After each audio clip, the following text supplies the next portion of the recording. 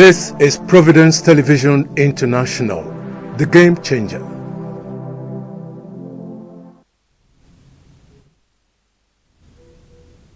Good day and welcome. Thanks for staying tuned. This is Thoughts and Visions of Dr. Emmanuel Igariva on Providence Television International. My name is Ugbebo Ikikwa, and with me in the studio is the Chairman, CEO, Providence Television International, Dr. Emmanuel Igariva. You're welcome to the studio.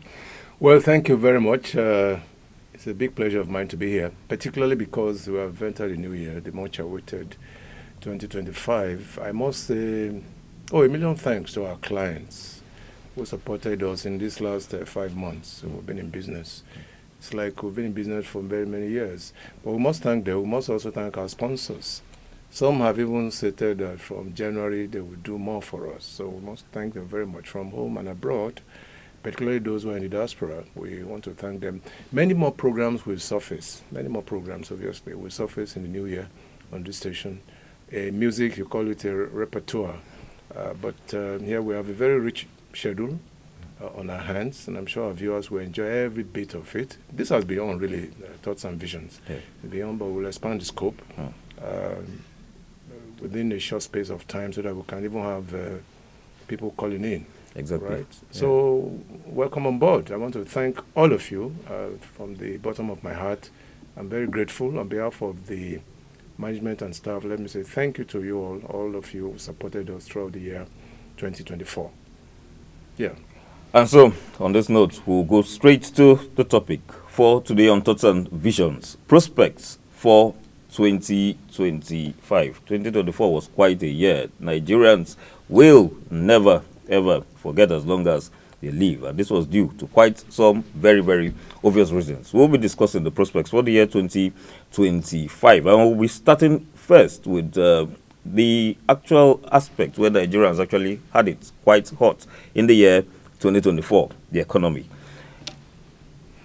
There's no way we won't talk about the economy. In fact, there's no way we won't even start by talking about the economy because it involves virtually everybody. Okay, the economy was pretty bad in 2024. But we are hoping that to be much better in 2025, even though the indices are not as bright as we might think. We are hoping that the interest rate will come down considerably because that is not helping. It has not helped the manufacturing industries. It has not helped our business people. The banks, for instance, have not been very helpful in this regard. You go to the bank, you want to take a loan, they are telling you about 30-40%. Whereas many years ago, we're talking about single-digit interest rates. Now it's gone up. What that means is that the cost of manufactured goods will rise almost exponentially. And that's not too good for a developing economy such as ours. We are hoping also that the government will do well to lower tariffs, for instance, on raw materials, okay, so that manufacturers can heave a sigh of relief. Right now, it is difficult to even access foreign exchange, okay? Even though government will continue to tell you that it's not sliding, but it's sliding every day, okay? So, but those are the issues we must look at. And we must also tie this to the issue of security. When there is no security in place, it means that you cannot have investors. And investors are they form part of the hub, the engine room of any economy. When the investors are not there, it means that you are losing contacts with certain realities, financial realities. So I believe that government must look at that, and government must tell us the truth all the time. If we are not doing well, the people should know so that we can empathize with government. There's no point. I mean, the central bank has been very guilty of this. For example, the interest rates are not getting better, and inflation rates as well. Okay, and they control the inflation rates. And on top of this is the price of petroleum products, particularly PMS. We have trumpeted that on many occasions. I have done that on this station, that the price of PMS should go down considerably. The reason being that if it doesn't, then you are not helping, you are not contributing to positive market forces. Okay, so we need to take it to a level where people will heave a sigh of relief that, yes, they can now afford PMS without pain and without anguish. Right now, I understand it's about 900, a little over 900 naira. That's not the about kind of 899 decrease. now. Yes, 900. That's not the kind of decrease we want. Nigerians want these things to go down considerably, so that transport fares can come down, goods and services can come down. Okay, and once the funny thing about PMS is that everything radiates around it. Okay. The vehicles that come from the interior, they will tell you that, oh yes, they brought fuel at a particular price, so you do not expect them to sell at certain prices. So those are issues. And I believe that, yes, government can do it. There's the willpower and the political will to do it. They can do it. I believe that once they do that, 2025 will hold much brighter prospects. We are hoping that this year will be much better, honestly. Yes. And so on this note, let us look at still under the economy. Nigeria's continuous dependence on the IMF to tell us about our economic policies. What's your take on that? Yeah, but the government, I mean, look at it now. The government has denied it many, many times that we're not within the stranglehold of the IMF. But we all know that IMF and the World Bank. And the World Bank, yes. Okay. They do not wish well for developing countries, and we know that. And in fact, a few days before Christmas, you remember that I talked about neo-colonialism. That's the new sheriff in town, if you say so. But that's what it is, and that is why I think that government must look inwards. Why do we need to borrow from the IMF?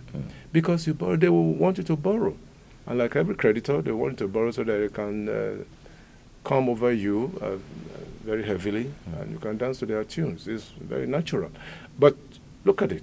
Nigeria is a developing country. We're running a mono economy, and so we must talk about diversification here. I've always talked about that. We can't continue to depend on a single source, like petroleum, for instance. I mean, mineral resources are bustling with power, with energy. We are talking about forest resources. Right. We are also talking about, in talking about forest resources, you're talking about the cash crops. Yes. Where are they now? Where's cocoa? Where's rubber? And all of these things used to bring a tremendous amount of money into our purse, but they have disappeared over time. Now we're depending on oil. And by the way, a lot of foreign countries are moving away from petroleum products now, particularly PMS. They are looking elsewhere. So a time will come when they will tell us, go and drink your petrol. It's coming to that point. So we must diversify. And in diversifying, we must talk about agriculture. Agriculture is key, okay? And there's more money in agriculture. I mean, our government should realize this. We have a lot of resources from which you can garner huge finances. Cocoa alone can bring a lot of money. I mean, there are countries I know every coast is the leading cocoa producer in the whole world, and they're depending on it so much, though they have other things. But here we have mineral resources, we have forest resources. Who will ever have thought that, 10 years ago, for instance, that we'll have gold in commercial quantity? Gold. That's not petrol. We have gold, we have bitumen. Bitumen, yes. In nearby Ondo State, we have bitumen. You cannot do road construction without bitumen. Okay? So we must think out of the box. And the people we put in place in government must be people who know what they are doing.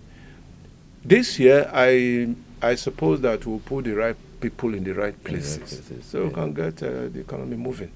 All right. Talking about the right people in the right places, some people have accused me, and I will use this medium to say I have nothing against Wale Edun personally. But Wale Edun always coming out to tell us, as in the Minister for Finance, that the economy is getting better. There are no effects physically. What's your take on that? There must be indices. If you say it's not a phantom thing, you say it, you can't remove it from reality. If the economy is getting better, the indices must show, even within market forces. Okay, so, but economists will even tell you, they're on the pages of newspapers every day, that the economy is not getting better. All right. But I don't know where this information is coming from. But I think, and many Nigerians think, that we need to get the economy moving. All right. So we don't go into depression. All right. And we Sometimes we go into this kind of self-delusion. We begin to think that, yes, everything is all right, whereas everything is not all right. I've been in government, and I know that when, yes, people who do certain things must play to the gallery. But we have gone beyond that. Tell the people the truth. One of the things in leadership is truthfulness. I've said it many times before. You must bring out your resume. Yeah. For instance, there's no concealment. As far as leadership and governance is concerned, there's no concealment. Tell the people the truth so that they can know exactly what you're going through. Okay. What's the point telling people this is point A, whereas we're talking about point B? Okay? So this year, I expect that government should be more truthful and government should be more open. There should be no opaqueness. And we are too opaque in this country. We must be able to see through. And I would propose still that once in a while, yes, why not? The president, the governors must come out to interface with the people. Maybe quarterly, must interface with them on the state of the nation. For the presidency, on the state of the nation. I've not seen anything like that. On the state of the economy of this country. So that people can know exactly what is happening. So that they can begin to realize that there are hiccups all over the place. For instance, there's a dichotomy between what government is spending and what the people are getting. Exactly. There should be less of profligacy. Let's face it. Okay? And our leaders must lead by example. This is not the time for us to start buying all sort of things that leaders do not need. Whereas the people are wallowing in anguish and pain and misery. Right. So this is the time that our leaders in this country must look inwards and empathize with the people. If you are spending, and government, by the way, is too heavy. The cost of governance is too heavy. We must cut down. Cost of governance. Cost of governance We're going to go to the front page of the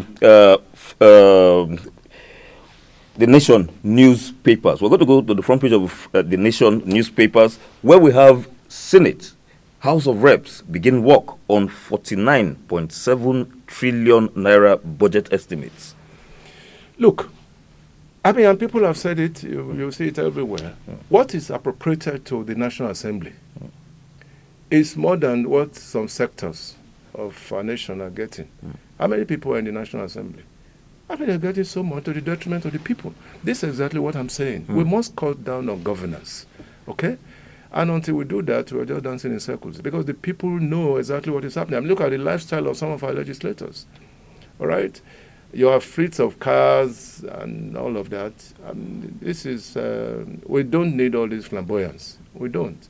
And we need to be in tandem with the people. The people cannot be on one side and on the one side. There's no class struggle, but that's what it has been. It seems to me that we have a class struggle. We are here, you are there. So there's a big gulf in between. And this gulf, for goodness sake, has to be covered. It has to be covered. Go to some countries in Europe. The prime ministers drive themselves to the office. Yes, it happens. They drive themselves to the office. There is nothing is removed from you. And if you come down, simplicity is the word, really. That's what I want to hammer on. Our leaders should learn to be simple. In 2025, let us be simple. You cannot be wrong if you are simple. You cannot be wrong where you go about without airs. For instance, just go do your normal work, okay? When you have assistants, personal assistants, who also have assistants, then something is wrong somewhere. PA to a PA. PA to PAs or whatever. Why do we even need a horde of personal assistants? Why? Why do you give them jobs somewhere? Okay? So that's my take. Okay, in the course of discussing the economy, you actually talked about security. I did. Yes. I did. It's going to continue to be on the front burner because security, by the way, the Constitution is very clear on this. There are two things, welfare and security for the people. Right. If it's not important, it would not have been mentioned in the Constitution.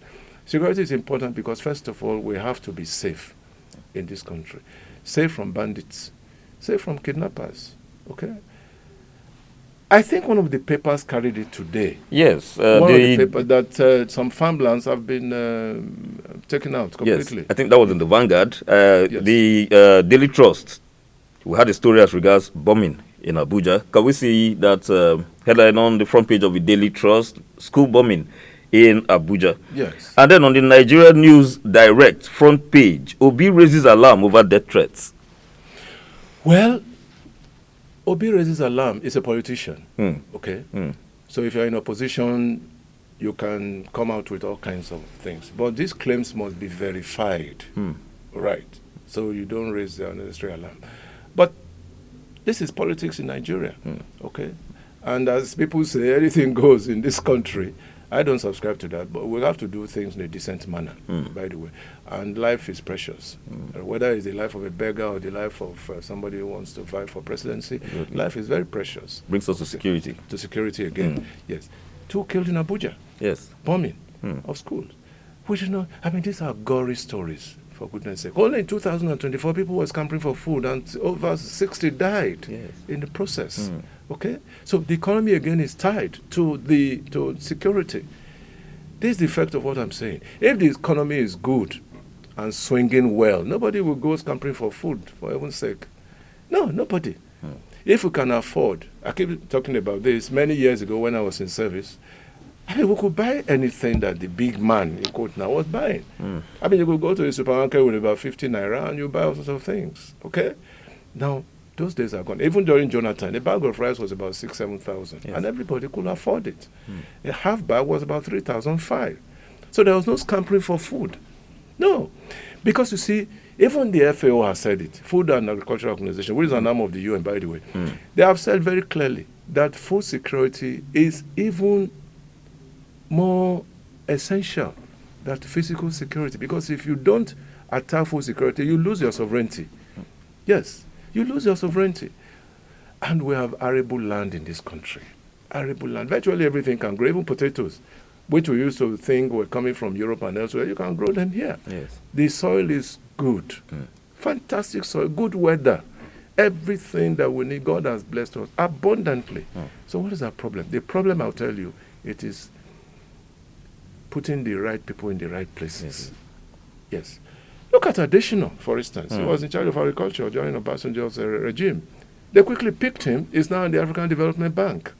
He made a first class in agriculture, economics. Yes. Yes, and agriculture was booming during his time. I don't know what is happening now. So we must put square pegs in square holes for us to move forward. Security is important because it also affects investment in this country. Yes. And talking about investments. Yes. That will bring us to the issue of electricity. Electricity. You remember how many times did we lose the grid? Within a month, about 4 or 5 times. About 4 or 5 times. Within a month. In the year 2024, the grid collapsed 12 times. 12 times. Once every month. Yeah, exactly, on the average. On the average. Yeah, but in a particular month, 5 times within that particular month. Exactly. I don't know, I think it was in October or something. Yes. But that is not good for us. We must look for alternative sources of power. We are relying too much on NEPA or whatever it is. Why can't we? And I'm happy. My classmate at Edo College, Engineer Eweka, was here the other day. Charles, he talked about the same thing. He preempted. I preempted what he was going to say. Okay, and he said it very clearly that we have to look somewhere else, and it's going to bring a lot of money into the system. By the time we start manufacturing solar panels and batteries, we have the potentials. Many more young people will be involved. And villages, local government, according to him, local governments can run on solar power. Exactly. Yes. You charge the people, you make it maybe a 2-year period of grace. You charge the people, they will pay. They have regular power supply. Okay? Many manufacturing companies can look elsewhere. Solar power is the thing now, particularly in developing countries. I was thinking of, why can't we even go nuclear? And the man said, with our careless attitude to think, we'll kill people all over. But people are using solar power all over the world. They are using, nuclear power. Yes. Nuclear power, nuclear energy. Okay? He raised an alarm. He said, look, Emmanuel, let's just go there. Don't go there because with the kind of attitude we have, people will just die. You remember the case of Russia many years ago? Yes. When there was a leakage somewhere. That's true. That created also the problem. Exactly. So, but let us look at alternative sources. For our farmlands, we can have windmills. Windmills are still working in many areas in Europe. Still working. Alternative sources. And then, of course, you know that money budgeted to work on the dams. 100 million. 100 million every month. I think was it every month or every year? Every month. Every 100 million 100 billion every year. Every year. In a space of 4 years, 400 million. 400 million. And the dam. And the dams collapsed. Exactly. Not just collapsing, people died in the process. Yes. You know, roads, infrastructures overrun completely. So these are issues we must look at in 2025. There must be no grid collapse in 2025. And coupled with that, we must decentralize. Okay. I mean, we're talking of NEPA now, for instance. I have mentioned on this program that, take Benin City, for instance. You can divide Benin City into zones. New Benin, Upper Sakumba, and also places. You can have them in zones, and then you can give these zones out to people to manage electricity supply. It happens elsewhere around the world. So you won't have issues. Till today, people close from work. They go home to have a good rest with their family. The first thing they encounter when they go home, there's no power. There's no power. You can't buy petrol. You have no money to buy a solar system. So you're in darkness. You're in darkness. And nothing can be as frustrating as that. In fact, that has even reduced the, what do you call it now? People who are supposed to last for 70 years. You'll find them, people dying at 50. Because frustration is getting too much. Lifespan has been reduced considerably in this country because of all this frustration. And that's why people are going abroad. Exactly. We want to see less number of people leaving this country in this Japa syndrome. Yes. That affected the economy so badly in 2024. In 2025, our youth must be fully engaged. I'm happy, though, that the president says he's going to interface with the youth of this country. I just hope it's not going to be for political reasons. We must engage them properly. Let them know that they can do things with their hands. And let us encourage them. The banks are there. Let us give them loans to start small businesses. There are some businesses that can still, startups, for instance, in the neighborhood of about 5 million. Start a small business, and it grows. Okay? So that's what government must do. We must engage the young people so that they don't have the syndrome of Japa or whatever it is. Okay. The government now, taking from there, will lead me to my next topic, qualitative and meaningful governance. Qualitative, meaningful. Yes. These are two critical terms. Qualitative means good quality. Meaningful, yes, it must impact on the lives of the people. Okay? I don't know. Around the 3 tiers of government, what is that thing that the people are benefiting? I've asked this question many, many times. What is that single thing that Nigerians are benefiting from their government? Nothing. Nothing. I'm not a pessimist, but look at the outgone year, for instance. People groaned and groaned and groaned, which is true. This is stark reality. Exactly. Yeah, we are not talking now because we are analyzing issues. Go to the streets. In fact, governors now should go to the streets more often to sample opinions about what people are feeling. Yes, that's not beyond them. Governors, look, forget about your air-conditioned offices. Go to the streets, go to the marketplaces, interface with people so that you can know what people are suffering from. So you can know. That's the essence of government. And once you get to know what people are suffering from, then you apply the right methodology to tackle those same problems. But what happens in most cases, we feel we are laid back. We leave the people where they are, and we begin to say things that are beyond reason, totally out of sync with reality. We tell us, particularly those who call themselves special assistants and all sort of, they keep telling the governors, everything is well. Whereas not everything is well. Yes. And this is why I also come to the issue of the media. The media should say the way it is. Okay? We are part of the media industry, but we must say things the way they are. And in any case, the media most time must be on the side of the people. Because the people are at the receiving end. That's the essence. Okay. Yeah. It's not to antagonize, really, but you must say the way it is. If the people are enjoying, tell government, the people are enjoying, so that government can know, but they are suffering. You also tell them that the people are not happy. That's just plain necessity. All right. And so that brings us to the issue of the judiciary. Well, I'm happy that the Honorable Chief Justice of the Federation, Justice Kekere-Ekun, has talked about this very, very copiously, that she's going to bring about reforms. Yes. Good. Reforms meaning that justice must not be denied. Justice must be seen to be done appropriately. We must do justice. to all manner of people. Okay? Oh. And the judicial system must be such that it is removed from the fangs of politicians. Yes. Because they have given the judicial system a very bad name. Very, very bad name indeed. The judiciary, look, let me tell you, it is the most stable arm of government. It is the most essential, if you must ask me. I mean, I'm not talking from the point of law now, but from the point of reality. I mean, the judiciary is such that it regulates. Yes, it regulates the other two arms of government. Okay, so it is the stabilizing force. It is the anchor. And if you mess up with the judiciary, the whole system is finished. It's finished. Okay, and they must not give in. Our judicial officers must not give in to the whims and caprices of politicians, because they are the ones who will maneuver and do all sorts of funny things. And good. That statement brings me. Let us look at the front page of the Daily Independent. The Daily Independent newspaper's front page: local government chairman suspension, court orders Edo governor, House of Assembly to maintain status quo. That's another court. This court, I'm sure, is in Abuja.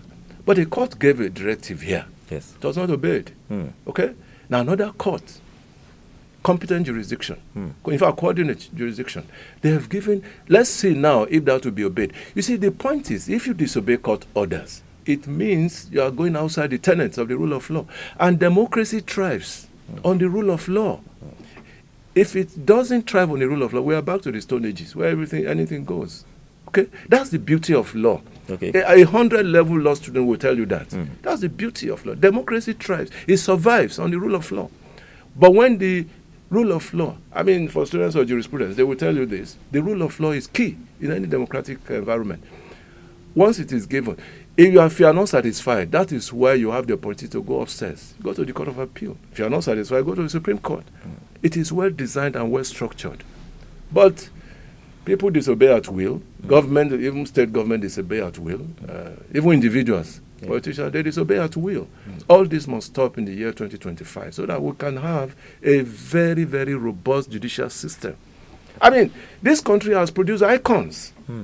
Icons from the judiciary. Justice Teslim Olawale Elias was the president of the High Court in The Hague. Yes, we have had justices in this country who were chief justices in Uganda, in Gambia, from this same country. Yes, incorruptible judges. We have had them in this country. The judicial system was robust. Okay? Now our judicial officers are being given all kinds of names.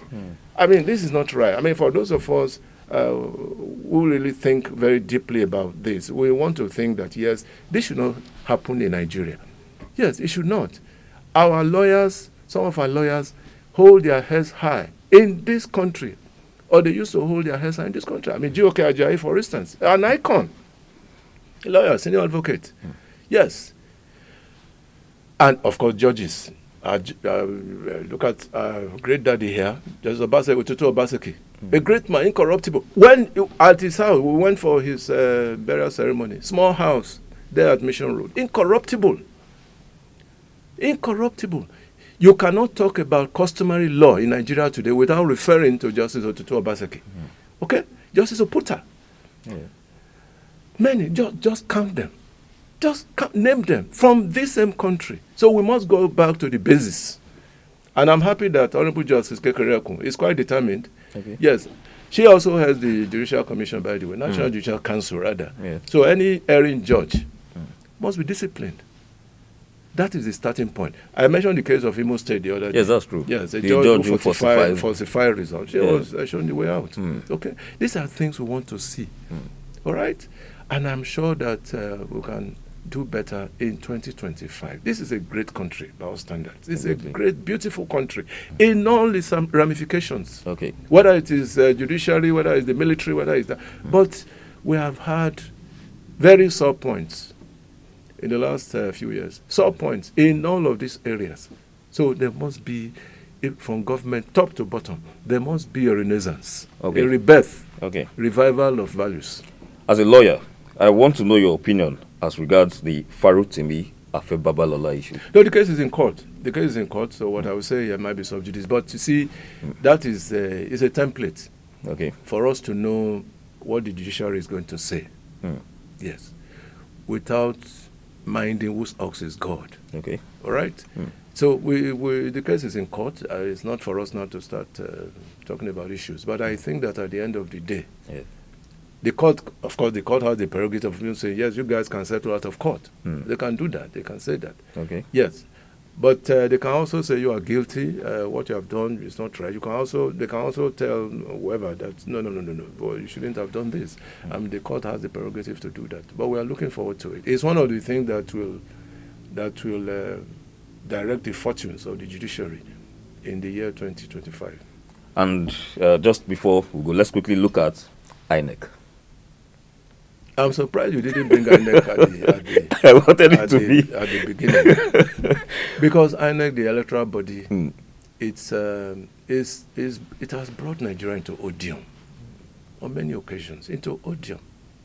Look at Ghana. Mahama, the new president coming in Ghana, from the opposition, he went in seamlessly in Ghana. Yes. They are leading the way. Ghana had independence in 1957, 3 years before we did. Yes. And that is what is showing now. Senegal, young man there, is just about a little over 40.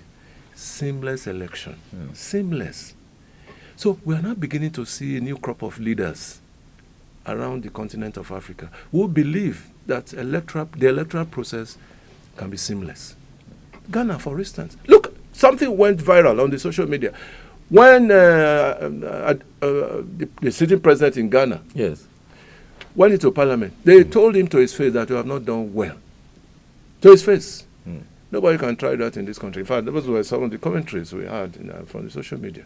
Okay, so, but what I'm saying in effect is that the electoral body has to be upright. I look forward, I've said it many times, I look forward to a day when the combatants, the winner and the losers, will have handshake across the divide.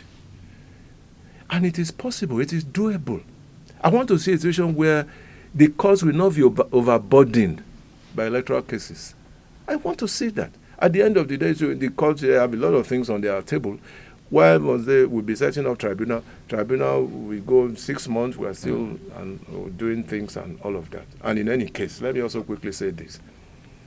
Why must we have a situation where electoral cases are on when there is somebody in power? People have said this. My take on this is, when we have a major election in this country, let all the litigations be completed, then you now swear in the person. Exactly. Yes, let all the litigations be completed. The danger in that is, the other man who is challenging will use his personal money. But the man who is already on the seat will not spend his kobo. At all. You know that. Yeah, he will just award 1 or 2 contracts, and that settles the legal fees. That's what is happening. But when everything, and in any case, can be a major distraction. You are sitting as a governor. We experienced it during my time when Chief Oyegun was the governor. Before the Court of Appeal gave him final judgment, government was not settled. I was part of the administration. I was the chief press secretary. Government was not settled. Yes. And you even talk about 6 months. The case is in court. Yes. All right? It's a major distraction. A major distraction. Let everything be finished about court processes. Then you now swear in the person officially. Then you now know from there on you hit the ground running. Now, to use their phrase, you now hit the ground running. How can you hit the ground running when you have a case hanging on your neck in the court? No, it's not possible. So you are distracted. So this is one of the things, again, the National Assembly can come in strongly on this, to look at it a little bit more holistically, and then we'll get somewhere. All right. But I think that INEC must be on top of his game, because that's the question you asked. Exactly. Yes. INEC must be on top of his game. I said something a little while ago. Why is it, for instance, particularly for off-cycle elections, you keep having reduced turnout? Exactly. Reduced turnout.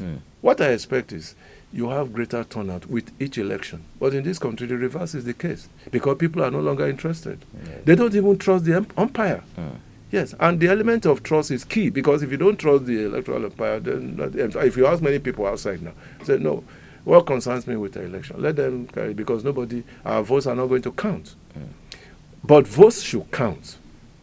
That's what makes election very viable and very robust. If elections are robust, people are happy. The combatants are also happy. I really look forward to that kind of. We talked about the Tippers Association, Association the other day. They had a seamless election. People will look down upon. They taught us the way to go. Tipper Drivers Association. They had a seamless election. No gun shooting. There was no burning of ballot boxes. At the end of the day, they all shook hands. They went somewhere to have some drinks. Yes. That's what I expect in this country. After an election, you will find immediately 2-3 days after the election, the other party will say, we are going to court. And some there, I mean, this is laughable really. They will say, you can go to court. In an ideal situation, they dare not say that. Exactly. They dare not, because what that means is that you are putting down the judiciary on the spot. Exactly. You can't say that. Yes. You dare not. Look at European countries, look at countries in the Western world. They can't say that. No, you will do whatever you do. At the end, go to court. No, it's a very big mark. Can we say contemptuous? It's contemptuous, of course. It's exactly. contemptuous. It's contempt. But it's a very terrible mark, a negative mark on the judiciary. Yes. Yes. Because again, you cannot be sure whether you will win the case or not. Then you voice it out, you go to court, because they know that in the court, justice is not going to prevail. So 2025 should bring an end to all of these abnormalities. All right. Thank you so much, sir. We could go on and on and on, but then we have other programs lined up for today. Once again, sir, thank you for coming to the studio. Yeah, thank you very much. Thank you so much. It's always a pleasure to be here, and I guess we'll keep on having our viewers, as it were. Please keep writing in. We have a lot of letters now. Next, I'm sure tomorrow next, we'll treat all of that. Exactly. We're having wonderful responses from our viewers. And please tell us what you want us to do for you. That's the essence of this interaction. And we'll do it. We'll go our ways. I retired former Chief Judge of this state. I don't want to mention the name. He told us yesterday that, yes, we did a wonderful thing. You remember the story of what do you call them now? The manhole issue. Yes. I watched it. Said, oh, that was a beautiful job. We can go a step further to even interview some of the people involved. Exactly. I bought into that, even though we had a small editorial meeting about that. So, but yes, that's what it is. The high and the mighty, they are beginning to watch our programs, and that makes me feel really very good. Exactly. Feel very good. So I must thank them once again. And to you, our viewers, thanks for being there. On this note, I say thanks for watching. Please stay tuned.